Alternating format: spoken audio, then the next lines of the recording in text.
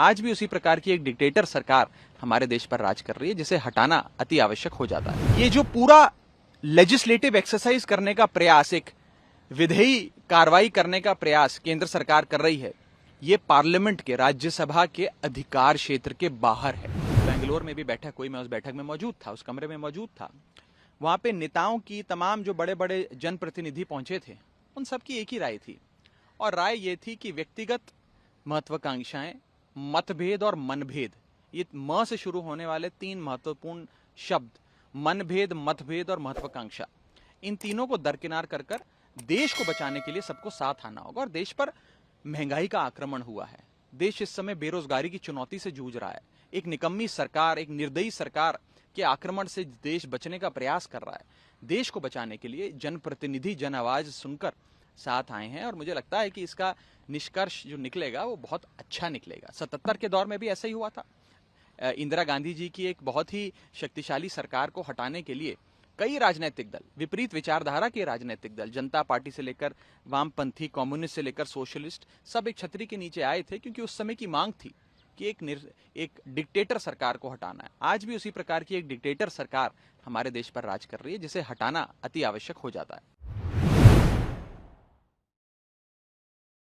भारत देश के उपराष्ट्रपति और राज्यसभा के आदरणीय सभापति जी को एक चिट्ठी लिखकर, एक पत्र लिखकर साफ तौर पर यह बात रखी है कि दिल्ली सरकार की शक्तियां छीनने वाला जो अध्यादेश केंद्र सरकार लाई है, उसे संसद में पेश करना, उसका इंट्रोडक्शन नाजायज है, अनुचित है, इम्परमिसिबल है।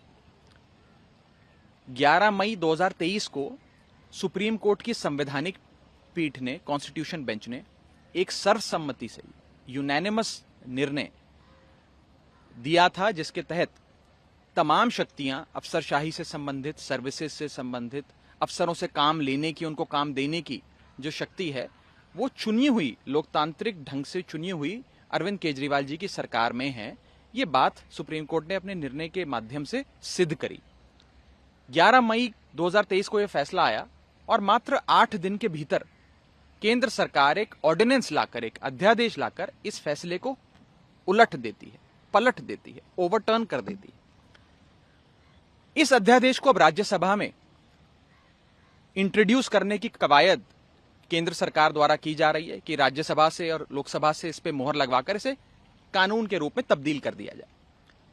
इसे देश की संसद में पेश करना, इसे इंट्रोड्यूस करना गैर कानूनी होगा, इम्परमिसिबल होगा, नाजायज होगा, और इसके 3 मुख्य कारण हैं, जो आज मैंने एक चिट्ठी के माध्यम से माननीय सभापति महोदय को, चेयरमैन साहब को राज्यसभा के बताए हैं। पहला कारण यह है कि किसी भी सुप्रीम कोर्ट के निर्णय को बदलने के लिए या उसे ओवरटर्न करने के लिए जो आधार है उस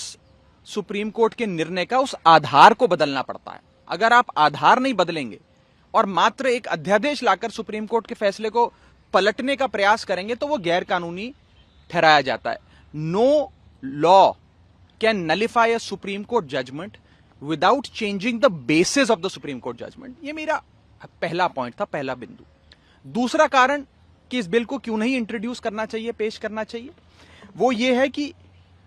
देश के संविधान के अनुच्छेदों को, आर्टिकल्स को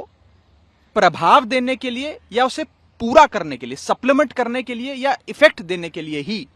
कानून बनाए जाते हैं। आज इस अध्यादेश के माध्यम से संविधान के अनुच्छेद 239AA को तहस नहस किया गया है, ना कि उसे प्रभाव में लाने के लिए या पूरा करने के लिए अध्यादेश लाया जा रहा है। ये इफेक्ट देने के लिए या सप्लीमेंट करने के लिए संविधान के आर्टिकल 239AA को नहीं लाया गया कानून। ये कानून उस अनुच्छेद की धज्जियां उड़ा देता है और संविधान का जो असल लेटर एंड स्पिरिट है उसे तार तार करता है। ये दूसरा कारण है कि क्यों नहीं इस प्रकार का कानून संसद के भीतर लाया जाना चाहिए। और तीसरा और सबसे महत्वपूर्ण कारण, जो मैंने अपनी चिट्ठी में भी लिखा है, कि क्योंकि अब यह नया अध्यादेश भी सुप्रीम कोर्ट के विचाराधीन है, सुप्रीम कोर्ट ने इस पे कार्रवाई करने के लिए फिर से एक 5 जजों की संवैधानिक पीठ का गठन कर दिया है, और ये 5 जजों की कॉन्स्टिट्यूशन बेंच अब इसकी वैधता, इसकी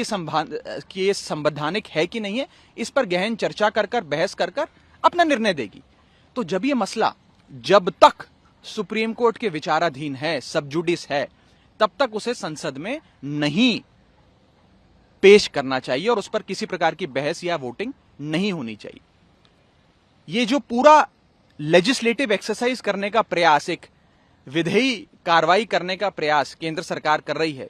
ये पार्लियामेंट के, राज्यसभा के अधिकार क्षेत्र के बाहर है, अधिकार क्षेत्र में नहीं आता, क्योंकि ये कानून ही पूरे तरीके से गैर कानूनी और असंवैधानिक है। ये 3 कारण बताते हुए मैंने चेयरमैन साहब से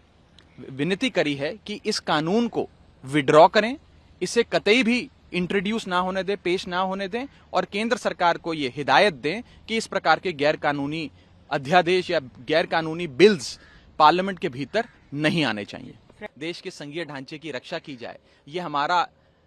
राइट है, हमारी रिस्पॉन्सिबिलिटी है, हमारी जिम्मेदारी है कि हम इस प्रकार से, चेयरमैन साहब अगर सदन के भीतर हमारी बात नहीं सुन रहे, अगर हमें सदन के भीतर नहीं बोलने दिया जा रहा, तो